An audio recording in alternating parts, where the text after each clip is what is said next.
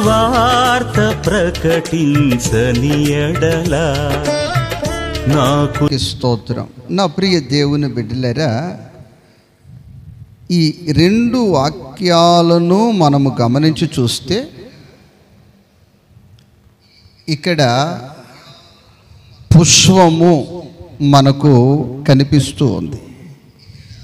ఈ పుష్పము ఒక విశ్వాసికి, ఒక భక్తునికి, ఒక దేవుని బిడ్డకు సాదృశ్యముగా ఉన్నది. అయితే ఈ పుష్పము 3 స్థలాలలో మనకు కనిపిస్తుంది. మొదటిగా అది షారోను పొలములో కనిపిస్తుంది. చెప్పాలి తల్లి, ఎక్కడమ్మా? షారోను పొలములో కనిపిస్తూ ఉంది. నెక్స్ట్ అది ఎక్కడ కనిపిస్తుంది అంటే లోయల్లో కనిపిస్తూ ఉంది. తదుపరి మనకు ఎక్కడ కనిపిస్తుందంటే బలు రక్కస చెట్ల మధ్యలో కనిపిస్తూ ఉంది. ప్రియ దేవుని బిడ్డలారా, ఈ పూట నేను దేవుని మందిరానికి వెళుతూ ఉన్నాను, బాప్తిసం పొందాను, నేను ప్రభు రాకడకు సిద్ధపడుతున్నాను, పాటలు పాడుతున్నాను, వాక్యం చదువుతున్నాను, కానుకిస్తున్నాను, ఆశీర్వదించబడుతున్నాను అనువారికి మాత్రమే ఈ వాక్యం. నీవు ఈ పూట దేవుని వాక్యము నిన్ను అడుగుతున్న మాట, షారోను పొలములో నీ విశ్వాస జీవితము కొనసాగుతుందా, లేక లోయలో నీ జీవితం ఉందా, లేక బలు రక్కస చెట్ల మధ్యలో నీ జీవితం ఉందా? దేనిని ఆశిస్తున్నావు, దేనిని కోరుకుంటున్నావు, ఎక్కడ నీ విశ్వాస స్థాయిని నీవు కలిగి ఉన్నావు? నా ప్రభువు ఈ పూట నిన్ను సూటిగా తేటగా అడుగుచున్నాడు. దేవునికి స్తోత్రం. ఈ షారోను పొలము అంటే, ఈ షారోను పొలములో ఈ పుష్పము అందరికీ కనిపిస్తూ ఉంది. ఈ షారోను పొలములో ఉన్న ఈ పుష్పానికి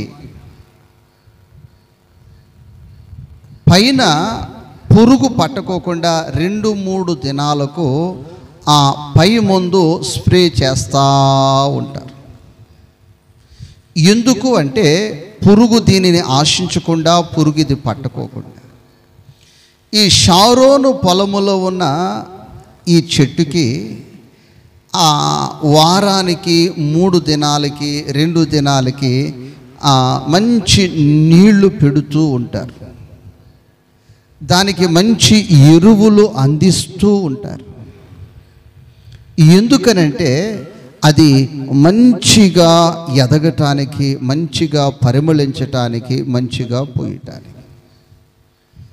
ఇంకా మీకు అర్థం అవ్వాలి అంటే కొన్ని ప్రాంతాలలో మల్లి తోటలు, కనకంబరము తోటలు, అలాగే ఈ పువ్వులకు సంబంధించిన తోటలు ఉంటాయి. వాళ్ళు దాని కొరకు ఎంత కేర్ తీసుకుంటారో మీకు తెలుసు. గృహాలలో కూడా మరి కొందరు కొన్ని చెట్లు పెంచుతూ ఉంటారు, దాన్ని ప్రాణానికి ప్రాణంగా చూసుకుంటారు. వీటిని ఆ యొక్క పువ్వుల చెట్లను. దేవునికి స్తోత్రం. అయితే ఒక విశ్వాస జీవితము దేనికి సాదృశ్యంగా ఉంది? ఆ యొక్క పువ్వుకి సాదృశ్యంగా ఉంది. ఇప్పుడు ఈ పువ్వు షారోను పొలములో పూసిన పువ్వు. ఈ షారోను పొలములో పూసిన పువ్వు, ఈ సదనమైన స్థలములో పూసిన పువ్వు, ఈ యొక్క యజమానుని భార్య దీన్ని కోసేవచ్చు, యజమానుని పిల్లలే దీన్ని కోసేవచ్చు, లేకపోతే దొంగలే కోసేవచ్చు, పరిచయస్తులే కోసేవచ్చు. ఎవరైనా దీన్ని కోసేయటానికి 100% అవకాశాలు ఉన్నాయి. దేవునికి స్తోత్రం. ఇప్పుడు అలాగే మన చర్చిలో కూడా కొన్ని పువ్వులు పూస్తూ ఉంటాయి. కొందరైతే పాస్టర్కి మీద భయంతో కొయ్యరు, కానీ మరి కొందరు ఉంటారు ఏదో దూరం నుంచి గెస్ట్లుగా వచ్చేవాళ్ళు, అభిమానంతో వచ్చేవాళ్ళు, తెలిసిన వాళ్ళు ముందు వెళ్ళగానే అవి కోసేసుకుంటారు. ఏం చేస్తారమ్మా? ముందు వెళ్ళగానే ఏం చేస్తారు? కోసుకుని, మొన్న ఒక అక్క చెప్తున్నారు, నేను తిరుపతి నుంచి అనుకుంటానే వస్తున్నాను ఇక్కడ పూలు ఉంటాయని, వస్తుంతో కోసేసి అంటుంది, నేను తిరుపతి నుంచి వస్తున్నాను ఇక్కడ మంచి పూలు దొరుకుతాయని అంటా ఉంది. నా ప్రియ దేవుని బిడ్డ, ఈరోజు ఈ పువ్వు ఏ విధముగా ఎదిగింది అంటే, ఆ షారోను వనములో కావచ్చు, అది మీ పెరటిలో కావచ్చు, ఈ పెరటిలో కావచ్చు, సుఖభోగాలతో ఎదిగింది. ఎలా ఎదిగిందమ్మా? భోగభాగ్యాలతో ఎదిగింది. చెప్పాలమ్మా ఎలా ఎదిగింది? ఒక అక్క చూసినట్లయితే ఒక హోటల్ దగ్గరికి వెళ్ళి టీ పొడి అడుగుతూ ఉంది. అక్క, కిరాణా అంగట్లో నీకు టీ పొడి దొరుకుతుంది, హోటల్లో దొరకదంటే, అట్లా కాదన్నా, ఈ పిండేసిన ఈ వేస్ట్ టీ పొడి, ఎందుకంటే అది గులాబీ చెట్టుకేస్తే పువ్వు ఎలా పోస్తుంది? బాగా పోస్తుంది. అందుకని నేను ఇక్కడికి వచ్చినప్పుడల్లా వీళ్ళు నాకు పరిచయస్తులు, నాకు టీ పొడి ఎత్తి పెట్టమని చెప్పి తీసుకెళ్ళి గులాబీ చెట్లకి వేస్తానంట. అంటే ఈ యొక్క షారోను వనములో పూయుచున్న ఈ పువ్వు సుఖభోగాలతో భోగభాగ్యాలతో ఎదుగుతుంది. ఎలాగ ఎదుగుతుందమ్మా? ఆకలి బాధ దానికి తెలియదు, దాహము విలువ దానికి తెలియదు. ప్రియ దేవుని బిడ్డలారా, మనిషి స్వభావం ఎలాంటిదంటే, అలా ఎదురుగా ఒక వ్యక్తి దాహంతో చచ్చిపోతున్నా పట్టించుకోరు, కానీ ఈ మొక్కకు మాత్రం ఉదయం సాయంత్రం కూడా పోస్తూనే ఉంటారు. తోటి వ్యక్తికి దాహంతో చచ్చిపోతున్నాపో అక్కడ బట్టలు తీసుకు అక్కడ కొనుక్కో అంటారు, కానీ మంచిలు ఇవ్వటానికి మనస్సు రాదు. కానీ ఈ మొక్కలకైతే ఉదయము సాయంత్రం మధ్యాహ్నం కూడా ఏం చేస్తూనే ఉంటారు? పోస్తానే ఉంటారు. ఏం చేస్తారమ్మా? పోస్తానే ఉంటారు. ఆ విధముగా ఈ షారోను వనములో ఈ పువ్వు ఎదిగింది. నా ప్రియ దేవుని బిడ్డలారా, ఈ పూట దేవుని మందిరానికి వస్తూ ఇక్కడే ఆశీర్వాదాలు ఉన్నాయని, సుఖభోగాలతో భోగభాగ్యాలతో ధనధాన్యాలతో వారు ఎదుగుతూ ఎదుగుతూ ఎదుగుతూ ఉన్నారు. దేవునిలోనే ఉన్నారు, క్రీస్తులోనే ఉన్నారు, సంఘములోనే ఉన్నారు. అదే సంఘం అనుకుంటున్నారు, అదే ఆశీర్వాదం అనుకుంటున్నారు, అదే క్రైస్తవ్యం అనుకుంటున్నారు, అదే భక్తి అనుకుంటున్నారు. నీవు షారోను వనములో నీవుంటే భక్తి అని భ్రమపడుతున్నావు, కానీ నువ్వు అక్కడ ఉంటే నీకు క్షేమము లేదు అని ఈ పూట దేవుని వాక్యము నీకు చెప్తుంది. దేవునికి స్తోత్రం. ఎందుకనంటే అక్కడ ఉంటే ఇప్పుడు భోగభాగ్యాలతో సుఖభాగ్యాలతో నీవు ఉండొచ్చు, కానీ ఏ క్షణములో నీ బ్రతుకు పతనమైపోద్దో, ఏ క్షణములో నీ జీవితం పతనమైపోద్దో నీకు తెలియని పరిస్థితి. రాత్రి వచ్చి దొంగోడు ఎత్తుకెళ్ళిపోవచ్చు, పగల వచ్చి బంధువుల అభిమానులే నిన్ను త్రుంచేయవచ్చు. మరి నువ్వు త్రుంచబడకుండా నిలవాలి అంటే నీవు లోతైన అనుభవములోనికి, లోయలోనికి రావాలి. ఎక్కడికి రావాలి? లోయలోనికి రావాలి. కొన్ని కొండ ప్రాంతాలు మన దేశంలో ఉన్నాయి. కొన్ని రాష్ట్రాలు, ఆ రాష్ట్రమంతా కూడా కొండ ప్రాంతమే. ఎక్కటం దిగటం, ప్లే గ్రౌండ్, 1 ఎకరా ప్లే గ్రౌండ్ కూడా కొన్ని రాష్ట్రాల్లో లేదు. నేను మేఘాలయ స్టేట్ అంతా తిరిగాను. ఒక్క పిల్లలు ఆడుకోవటానికైనా సదనమైన స్థలము, ఒక గ్రౌండ్ నాకు కనిపించలేదు. అంతా ఎక్కటం దిగటం, లోయ కొండే, అంతా లోయ కొండే. ఆ లోయ కాని చూస్తే ఆకాశము ఎలా కనిపిస్తుందో అందనంతగా ఈ లోయ కూడా కనుచూపుకి అంత నందక అంత లోతు కనిపిస్తుంది. దేవునికి స్తోత్రం, హల్లెలూయా. ఇక్కడ మనము రెండవ మాట చదివితే లోయలలో పుట్టు అంటే ఇది లోయలలో పుట్టు పద్మము వంటి దానను. ఈ పువ్వు అంటుంది, ఈ షారోను వనములో ఉన్న సుఖభోగాలు భాగ్యభాగ్యాలు ఆశపడే విశ్వాసం నేను కాను. నేను లోయలో పుట్టు పద్మము వంటి దానను. లోతైన అనుభవాలు, ప్రార్థనలో లోతైన అనుభవాలు, భక్తిలో లోతైన అనుభవాలు, శ్రమలలో లోతైన అనుభవాలు నేను కలిగి ఉన్నాను. అదేంటి పద్మమా, అదేంటి పుష్పమా? నువ్వు చక్కగా హ్యాపీగా షారోను పొలంలో ఉండిపోవచ్చు కదా. అక్కడ దాహము తీర్చబడుతుంది, ఆకలి తీర్చబడుతుంది, సొగసు స్వారూప్యము సుఖభోగము భోగభాగ్యము. ఆకలి అంటే ఏంటో తెలియదు, దాహం అంటే ఏంటో తెలియదు, లేమి అంటే ఏంటో తెలియదు కదా. ఎందుకు నువ్వు లోయలోనికి వచ్చావు? ఆ లోయలో నీకు నీళ్లు పెట్టేవాళ్ళు ఎవరున్నారు? ఎరువులు ఇచ్చేవారు ఎవరున్నారు? నీ దాహము తీర్చేవారు ఎవరున్నారు అంటే ఇక్కడ నా వారు ఉన్నారు, నేను ఆయన మీద ఆధారపడతాను. దేవునికి స్తోత్రం. ఎవరి మీద ఆధారపడతాను?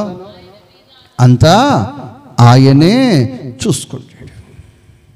ఈ షారోను పొలములో ఉంటే మనుషులు నన్ను చూసుకోవాలి. ఎవరు చూసుకోవాలి? ఇప్పుడు ఈ ఈ పువ్వుల వనములో ఉన్న వాటికి నీళ్ళు ఎవరు పెట్టాలమ్మా? చెప్పాలి. ఎవరు పెట్టాలి? ఎరువులు ఎవరు ఇవ్వాలి? ఆ మందులు ఎవరు వేయాలి? నీళ్ళు ఎవరు పెట్టాలి? మనుషులే. దానికి కంచి ఎవరు కట్టాలి? మనుషులే కట్టాలి. ఇంతవరకు మనుషుల మీద నేను ఆధారపడ్డాను. మనుషుల మీద నేను ఆధారపడితే వాళ్ళు ఏ పూట నా చేయి వదిలి పెడతారో తెలియదు, ఏ పూట వాళ్ళు కునికి నిద్రపోతారో తెలియదు, నా పరిస్థితి ఏమైపోతుందో నాకు తెలియదు. అందుకే నేను లోయలోనికి వచ్చేసాను. నా దాహము తీర్చాలన్న ఆయనే, నా ఆకలి తీర్చాలన్న ఆయనే, నాకు కాపుదల అనుగ్రహించాలన్న ఆయనే. దేవునికి స్తోత్రం. ఈ పూట మనుషుల మీద ఆధారపడుతూ, ఇకలోక సంబంధమైన వాటి మీద ఆధారపడుతూ క్రైస్తవ లోకమంతా షారోను పొలములో ఉంది. దానికి ప్రమాదము పొంచి ఉంది. ఈ లోయలో ఉన్న పద్మము వంటి దానునంటే ఇది ప్రభువు మీద ఆధారపడింది. దేవునికి స్తోత్రం. పేతురు సముద్రానికి వెళ్ళినట్లు వేట చేసినట్లు మనకు బాగా తెలుసు. అతని నాలెడ్జ్ మీద ఆధారపడ్డాడు, అతడు వాతావరణం మీద ఆధారపడ్డాడు, అతడు ఆ పరిస్థితుల మీద ఆధారపడి రాత్రంతా వేట చేశాను అని చెప్తూ ఉన్నాడు. నా ప్రభు అంటున్నాడు, నీ వాడ లోతుకి నడుపు. ఎక్కడ నడపాలి? ఎక్కడ నడపాలి? లోతుకు నడిపోయా. ఈ పూట నా దేవుని వాక్యం నీతో చెప్తుంది, షారోను పొలములో నీవు ఉన్నావు. షారోను పొలములో ఉన్న నీవు ఇక ఆ యజమాని నాకు దాహము తీరుస్తాడు, ఈ యజమానురాలు నాకు ఎరువులు ఇస్తుంది, ఈ యజమానుడు నాకు కాపుదలు ఇస్తాడు అన్నవి వదిలిపెట్టి లోయలోనికి వచ్చాయి. ఎక్కడికి వచ్చాయి? లోతులోనికి వచ్చాయి. అయ్యా అక్కడ నీరు ఎవరు పెడతారు? డ్రిప్ ఎవరు పెడతారు? పైప్ నీళ్ళు ఎవరు కొడతారయ్యా? ఎరువులు ఎవరు వేస్తారయ్యా అంటే అంతా ఆయనే చూసుకుంటాడు, ప్రభువు చూసుకుంటాడు. దేవునికి స్తోత్రం.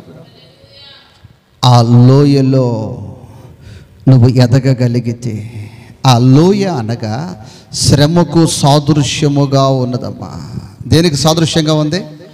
శ్రమకు సాదృశ్యముగా ఉంది. ఆ శ్రమకు సాదృశ్యముగా ఉంది. ఆ యొక్క శ్రమైనా నాకు పర్వాలేదు, కష్టమైనా పర్వాలేదు, నష్టమైనా పర్వాలేదు అని ఆ లోయ అనుభవాలలోనికి నువ్వు రాగలిగితే ఆ లోయలో నీకు కాపుదల ఉంటుంది. దేవునికి స్తోత్రం. 84వ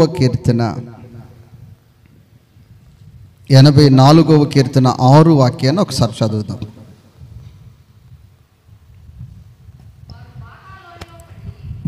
వారు బాగా లోయలో పడి వెళ్ళుచు, అమ్మ బాబోయ్, దేవునికి స్తోత్ర. నీవు ఎప్పుడైతే బాగా లోయలోనికి వచ్చావో, ఈ శ్రమల లోయలోనికి వచ్చావో, ఈ సమస్యల లోయలోనికి వచ్చావో, ఈ లోయలో నువ్వు అడుగుపెట్టి ప్రభువు మీద ఆధారపడేసరికి ఈ లోయ జలమయమైపోతుంది. ఏమైపోతుంది? ఆ కింద చాలా ప్రాముఖ్యమైన మాట ఒకటి ఉంది. తొలకరి వాన వచ్చి తడిపి వెళ్ళిపోవాలంతే. వాన బాధ్యత ఏంటమ్మా? ఇప్పుడు యజమానుడు వర్షము కొన్ని ప్రాంతాలకు నేను వెళితే ఆ పూల తోటలు చూస్తూ ఉంటే ఇదివరకైతే ఆ మోటార్ నీళ్లు మళ్లించేవాళ్ళు. ఇప్పుడు అలా కాదు, వర్షంలాగా డ్రిప్ సిస్టమ్ వచ్చేసింది. ఎలా వచ్చేసిందమ్మా? వర్షంలాగా ఆ డ్రిప్ సిస్టమ్ వచ్చేసింది. ఇది షారోను వనములో వర్షం మాత్రం పడుతుంది. షారోను వనంలో ఏం పడుతుంది? కానీ ఇక్కడ దేవుడు ఆ వర్షం ఎలాంటిదంటే దీవెన వర్షం. ఏ వర్షం? మానవుడు వర్షం కురిపించగలడు. మానవుడు, మీరు కొన్ని పొలాల్లోకి వెళ్ళినా వర్షం పడుతుందండి, కొన్ని పొలాల్లోకి వెళ్ళినా వర్షం పడుతుంది. ఇంకా కొన్ని కోళ్ల ఫారాల దగ్గరికి వెళితే వాటికి టెంపరేచర్ పెరిగిపోయి వేడి పెరిగిపోతుందని ఆ పైన ఆ యొక్క డ్రిప్ సిస్టమ్ చేసి ఆ వాతావరణము, ఆ వర్షం క్రియేట్ చేస్తారు. అంటే మానవుడు వర్షము కూడా కురిపించగలుగుతున్నాడు. కానీ నా దేవుడు ఆ లోయలో కురిపించే వర్షం ఎలాంటిదంటే అది దీవెనకరమైన వర్షం. ఏ వర్షం అది? అలాంటి దీవెనకరమైన వర్షముతో నువ్వు తడవాలి అంటే నువ్వు ఇప్పుడు షారోను పొలము విడిచి ఎక్కడికి రావాలి? లోయలోనికి దిగాలి. దేవునికి స్తోత్రం. నీ తోటి వారందరూ భయపెట్టేస్తుంటారు. ఈ షారోను పొలములో నీవు ఉంటే టయానికి మందులు అందుతాయి, టయానికి నీళ్ళు అందుతాయి, టయానికి అంతా జరుగుతుంది అంటున్నారు. అక్కడ ఉంటే నీకు ఎవరు ఎప్పుడు నిన్ను తుంచుకు వెళ్ళిపోతారో, ఎవరు ఎప్పుడు నీ బ్రతుకుని తుంచుకొని వెళ్ళిపోతారో నీకు తెలియదు. ఈ యొక్క లోయ అనుభవాలలోనికి నువ్వు వచ్చినట్లయితే ఈ లోయలో ఎవడు సాహసం చేసి నిన్ను త్రుంచే తెగించే దమ్ము ఎవరికి లేదు. దేవునికి స్తోత్రం. అప్పుడప్పుడు న్యూస్లో మనం చూస్తుంటాం, యాత్రకి వెళ్ళే బస్సు ఎందులో పడిపోయింది, ఒక్కరు కూడా ఆ లోయలో బస్సు తీసే అవకాశం కూడా. నేను అప్పుడప్పుడు ధ్యానం చేస్తుంటా, ఆ లోయ అంత లోతైనదా, ఎవరు కూడా నిన్ను సమీపించలేరు. అప్పుడు శత్రువు ఎన్ని ప్రయత్నాలు చేయొచ్చు నిన్ను పతనము చేయాలని, నిన్ను నష్టపెట్టాలని, నిన్ను కష్టపెట్టాలని, నీ బిడ్డలను పాడు చేయాలని, నిన్ను పాడు చేయాలని, నీ ఆరోగ్యాన్ని పాడు చేయాలని, నీ కష్టార్జితాన్ని పాడు చేయాలని వాడు ఎన్ని ఎత్తుకు పై ఎత్తులు వేసినా వాడు నిన్ను సమీపించలేడు. ఏం చేయలేడు? సమీపించలేడు. ఇప్పుడు ప్రియ దేవుని బిడ్డలరా, మరి ఇప్పుడు షారోను పొలములోనే ఉందామా, లేకపోతే లోతైన అనుభవాల్లోనికి వద్దామా? దేవునికి స్తోత్ర, హల్లెలూయా. ఈ లోయలోకి వెళుతూ ఉంటే, ఈ షారోను పొలములో ఉండి ఈ లోయలోనికి వెళుతుంటే నీకు అక్కడ ఆకలే కనిపిస్తుంది. ఏం కనిపిస్తుంది? దాహమే కనిపిస్తుంది. అక్కడ నీకు నష్టమే కనిపిస్తూ ఉంది. ఈ షారోను పొలములో ఆకలి ఉండదు, దాహం ఉండదు, దప్పిక ఉండదు. అంత టయానికి ఆ యొక్క యజమానుడు, ఆ మనుషులు చూసుకుంటూ ఉంటారు. కానీ ఈ లోయను చూస్తూ ఉంటే, ఈ షారోను పొలములో ఉంటే అక్కడ నీకు టయానికి అన్నం ఎవరు పెడతారు? నీకు టయానికి అక్కడ దాహం ఎవరిస్తారు? అసలు అక్కడ నీకు ఎవరుంటారు? దిక్కులు ఉండదు కదా అన్నట్లు నీకు సాతానుడు నేర్పించి చూపిస్తుంటాడు. అయితే ఈ లోయలో మనము చూస్తే వాక్యములో యెహెజ్కేలు గ్రంథము 37 అధ్యాయము 4 వాక్యాన్ని మనము చూస్తే ఇక్కడ పూర్తిగా డ్రై అయిపోయిన వెముకలు మనకు కనిపిస్తుంది. ఏంటమ్మయ్యే? ఏమైపోయినాయి? పూర్తిగా డ్రై అయిపోయినాయి, ఎండిపోయాయి. చెప్పాలం, ఏమైపోయాయి? ఎండిపోయాయి. ఎండిన వెముక ఎక్కడ కనిపిస్తుంది అంటే సమాధుల్లో కనిపిస్తుంది. ఎక్కడ కనిపిస్తామా? సమాధుల్లో కనిపిస్తుంది. మొట్టమొదటి సేవా పరిచర్యకు వచ్చిన తర్వాత ఒక తల్లిగారు, ఆ తల్లిగారి పేరు సత్యవాణి గారు, ప్రభునందు నిద్రిస్తే ఆ సమాధి చేయటానికి మేము వెళితే పాస్టమ్మ అంత అయిపోయింది. అంత అయిపోయిన తర్వాత ప్రార్థన చేసి వాళ్ళు మట్టి వేస్తూ ఉన్నారు. మట్టి వేస్తూ ఉంటే ఒక ఫుట్బాల్ తన్నుకుంటూ వచ్చి దాని మీద కాలు పెట్టి ఏంటిది అంది. ఎవరో? పాస్టమ్మ. నేను చెప్పాను, చెప్పమంటావా అన్నాను. చెప్పాను. యువరాజు పాస్టర్ గారని, ఆ పాస్టర్ గారు పక్కన ఉన్నాడు, ముగ్గురు ఉన్నాం. వాళ్ళందరూ ఆ మట్టి వేస్తూ ఉన్నారు. స్త్రీదో పురుషుదో నాకు తెలియదు, పిల్లలతో మాత్రం కాదు, ఇది పెద్దవారిదే. ఏంటి అంది. హెడ్. ఏంటమ్మా ఇంగ్లీష్లో ఏమంటారు? హెడ్డేనా? హెడ్ అంటే ఒక్కసారి తెలుగులో చెప్తే షాక్ అయిపోద్దని హెడ్ అంటే ఏంటి అంది. మాతృభాషలో చెప్పానంటే అమ్మా తల అనలేదు, నేను పురి అన్నాను. దేవునికి స్తోత్రం. బాగా ఎండిపోయింది. అక్కడ మనకు ఎండిన ఎముకలు కనిపిస్తాయి. ఈ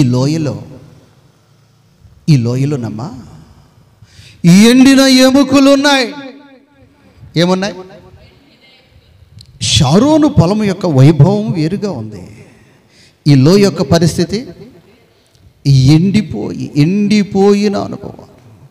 నువ్వు ఆర్థికంగా ఎండిపోవచ్చు, ఆరోగ్య విషయములో ఎండిపోవచ్చు, నిందలలో ఇక చెప్పసఖ్యము కానీ ఇక నీ కుటుంబము, నీ జీవితము దిగజారిన అనుభవాలు కావచ్చు.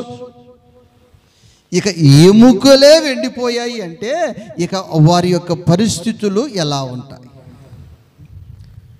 ఏంటి మీరు ఎండిపోయారా, మీరు నష్టపోయారా అంటే వారు అంటున్నారు, ఇదిగో మేము ఎండిన వారమైపోయి ఉండొచ్చు, కానీ యేసయ్యతో సంబంధాన్ని మేము కలిగి ఉన్నాము. ఏం కలిగి ఉన్నాము? ఇప్పుడు ఈ షారోను పొలములో ఉన్న ఇవి ఏం కలిగి ఉన్నాయంటే ఒక మనిషితో అనుబంధాన్ని కలిగి ఉన్నాయి, ఒక మనిషితో సంబంధాలు కలిగి ఉన్నాయి. అది వాడిపోతాం చూస్తే ఆ యజమానుడు నిలబెడతాడు. అప్పుడు ట్రాన్స్ఫార్మర్ పేలిపోయి కరెంట్ లేకపోతే నేనేమి చేయగలను అంటాడు. ఏమంటాడమ్మా? నేనేమి. కొన్ని పైర్లు వాడిపోతూ ఉంటాయి. ఏంటంటే పవరు. ఇకేమన్నా అడిగితే జగన్ ఇచ్చేవాడు చంద్రబాబు ఇవ్వట్లేదని, చంద్రబాబు ఇచ్చేవాడు జగన్ ఇవ్వట్లేదని, అసలు చచ్చిపోయిన ఆయన ఉంటే బాగా ఇచ్చేవాడని ఇలా మాట్లాడి నెపములించుతూ ఉంటారు. మనిషి స్వభావం అది. ఎవరి స్వభావం? మనిషి స్వభావం. కానీ ఇక్కడ ఈ లోయలో మనకు కనిపిస్తున్నాయి ఎండిన అనుభవాలు. ఏ అనుభవాలు? మీకేం లేదు కదా, ఆరోగ్యమే లేదు కదా, చేతిలో చిల్లిగవే లేదు కదా, ఉద్యోగమే లేదు కదా, ఏ విధమైన వనరులు ఆదాయాలే మీకు లేవు కదా అంటే వీళ్ళని అడిగితే వీళ్ళు ఏమంటున్నారు తెలుసా? ఈ రాజ్యాన్ని పరిపాలన చేస్తున్న రాజుని మేము కలిగి ఉన్నాం. కొట్ట చప్పట్లో హల్లెలూయా. సృష్టికర్తను మేము కలిగి ఉన్నాం. ఏం కలిగి ఉన్నాం? అమ్మో ఎండిపోయిన ఎముకలే కానీ మామూలే కాదు. ఎండిపోయిన ఎముకలే కానీ ఈ మామూలు కథ. 4 వాక్యాన్ని ఒకసారి మనం చదువుకుందాం. అందుకైన ప్రవచనమెత్తి ఎండిపోయిన ఈ ఎముకలతో ఇట్లనుము, ఎండిపోయిన ఎముకలారా యెహోవా మాట ఆలకించుడి. ఈ ఎముకలకు ప్రభువైన యెహోవా సెలవిచ్చినదేమనగా, మీరు బ్రతుకున్నట్లు నేను మీలోనికి జీవాత్మను రప్పించుచున్నాను. వాటికి కావలసిన చర్మమును ఆయన ఇస్తున్నాడు, వాటికి కావలసిన నరములను ఆయన ఇస్తున్నాడు, కండరాలను, కీళ్లను, వెముకలను, సత్తువును, జీవాత్మను ఆయన ఇస్తా ఉన్నాడు. ఒక సైన్యముగా, ఒక బలమైన సైన్యముగా విత్ ఇన్ సెకండ్లో ఆ వెముకలను లేపి నిలబెట్టగలిగిన వాడు ఉన్నాడు. ఆయన పేరు నజరేయుడైన యేసు. దేవునికి స్తోత్రం. కాబట్టి నా ప్రియ తల్లి, నా ప్రియ సహోదరి, నా ప్రియ సహోదరుడా, ఇక్కడ 2 పుష్పాలను మనం చూస్తున్నాం. ఒకటి షారోను వనములో వికసించిపోతుంది, పరిమళించిపోతుంది. ఏమైపోతుందమ్మా? ఇక చూసిన వాళ్ళందరూ ఇదంటి ఆశీర్వాదం, ఇదంటి భక్తి, ఇదంటి సంఘం, ఇదంటి వనము, ఇదంటి పొలము అన్నట్లు ఉంది. కానీ మరొకటి ఈ రోజున ప్రియ దేవుని బిడ్డలారా, మనిషి ఏం కోరుకుంటున్నారంటే సుఖభోగము కోరుకుంటున్నారు. ఈ మధ్యకాలంలో ఒక పాస్టర్ గారు బాధపడతా ఉన్నాడు. ఏంటి అంటే, అయ్యా అమ్మాది చిన్న రేకులు చర్చి. ఏ చర్చి అమ్మా? అమ్మ చర్చి ముందు బైక్ పెట్టుకునే అవకాశం కూడా లేదు, బైక్ పెట్టుకునే అవకాశం కూడా లేదు. నేను ఉపవసించాను, ప్రార్థించాను, కన్నీరు కారిస్తే ఒక కుటుంబం కారు కొనుక్కున్నారు. ఏం కొనుక్కున్నారు? కారు కొనుక్కున్నారు. కారులో ఏముంటుంది చెప్పాలి అమ్మా? దేవుని మహాకృపను ఉపవసించి ప్రార్థించక ఇల్లు కట్టుకుని ఇంట్లో ఏసీ పెట్టుకున్నారు. ఇప్పుడు కారులో ఏసీ, ఇంట్లో ఏసీ. చెప్పాలి ఎక్కడేసి? కారులో కారు ఎక్కితే ఏసీ, ఇంట్లో ఏసీ. ఇప్పుడు వారు చర్చికి వస్తే చర్చి ముందు కారు పార్కింగ్కి స్థలం లేదు, చర్చిలో ఏసీ లేదు. కాబట్టి ఇప్పుడు కారు పార్కింగ్ ఉండే స్థలం ఏదో చూసుకుని, ఏసీ ఉన్న చర్చి ఏదో చూసుకుని అక్కడికి వెళ్ళిపోతున్నారయ్యా. దేవునికి స్తోత్రం, హల్లెలూయా. నేను చెప్పాను, నువ్వేమీ బాధపడమకు. నిన్ను పిలిచినవాడు నమ్మకస్తుడు, నిన్ను పిలిచినవాడు నిన్ను మాత్రం చావనివ్వడు. ఎండిపో. దేవునికి స్తోత్రం. నీలో జీవాత్మ అనుగ్రహించువాడు ఉన్నాడు. అది షారోను పొలము. అదే పొలమమ్మా? పరిమళించే షారోను పొలము. ఆ పొలములో సదనమైన భూమిలో వాళ్ళే కోయొచ్చు, అభిమానులే కోయొచ్చు, దొంగలే కోయొచ్చు, త్రుంచుకుపోవచ్చు. నీవు లోతులోనికి రాగలిగితే ఎండిన వెముకలైనా జీవింప చేయువాడు ఉన్నాడు. భయం లేదు. ఆమేన్. ఏం లేదు తల్లి, భయం లేదు. ఏం లేదు తల్లి, ఏం లేదు తల్లి, భయం లేదు. దేవునికి స్తోత్రం. ఏం లేదు, భయమే లేదు. దేవునికి స్తోత్రం. ఇప్పుడు షారోను పొలము నీకు కావాలా? లేకపోతే ఈ లోయ వంటి ఈ లోయ జీవితము నీకు కావాలా? ఇక్కడ మనం 2 పుష్పాలను మనం చూసాం. ఒకటి షారోను పొలములో ఉంది, ఒకటి లోయలో ఉంది. లోయలో ఉన్నదానికి కాపుదల ఉంది, లోయలో ఉన్నది దేవునితో సంబంధము కలిగి ఉంది, లోయలో ఉన్నది దేవుని మీద ఆధారపడి ఉంది. ఈ లోయలో ఉన్నది ఆయన వైపు చూస్తూ నీవుంటే నాకు చాలు యేసయ్యా, నీ వెంటే నేను ఉంటా యేసయ్యా, నీవుంటే నాకు చాలు నీ వెంటే నేను ఉంటా యేసయ్యా. అమ్మ నోరు తెరిచి, నీవుంటే నాకు చాలు యేసయ్యా, నీ వెంటే నేను ఉంటా యేసయ్యా. షారోను పొలములో నీవుంటే అక్కడ యేసయ్య లేడు. అక్కడ యజమానుడు మానవుడు ఉన్నాడు. ఆ మానవుడు నీకు డ్రిప్పు పెడుతూ నీళ్లతో తడుపుతుంటాడు, కానీ దీవెన అనుగ్రహించలేడు. ఈ లోయంటి అనుభవాలలోకి వస్తే ఇక్కడ యేసు ఉన్నారు, నిన్ను జీవింప చేయువాడు ఉన్నాడు, నీకు శక్తినిచ్చువాడు ఉన్నాడు, నీకు బలమునిచ్చువాడు ఉన్నాడు, నీకు కాపుదలనిచ్చువాడు ఉన్నాడు. నీ కుటుంబానికి భద్రత, నీ బిడ్డలకు భద్రత, నీ జీవితానికి భద్రత ఈ లోయలో నీకు కలుగుతుంది. ఈ లోయలో నీకు కలుగుతుంది. కాబట్టి ఈ లోయలోనికి నీవు రాగలిగితే, ఈ లోయలోనికి నీవు రాగలిగితే నీ జీవితంలో క్షేమము కలుగుతుంది, శుభము కలుగుతుంది. రాకడలో ఎత్తబడే వరకు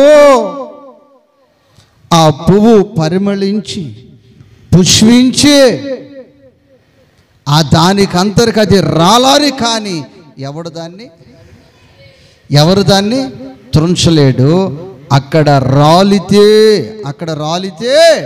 నువ్వు తరువరి పరలోక రాజ్యములో ప్రవేశించగలుగుతావు. దేవునికి స్తోత్రం, హల్లెలూయా. పరలోక రాజ్యములో ప్రవేశించగలుగుతావు.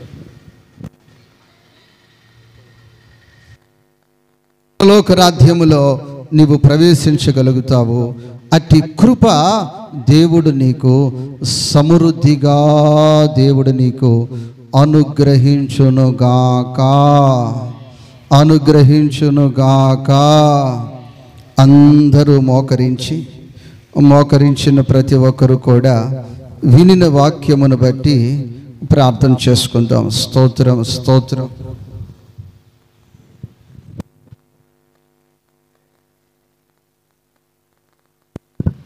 స్తోత్రం, స్తోత్రం, స్తోత్రం. పరిశుద్ధుడా నీకు స్తోత్రం.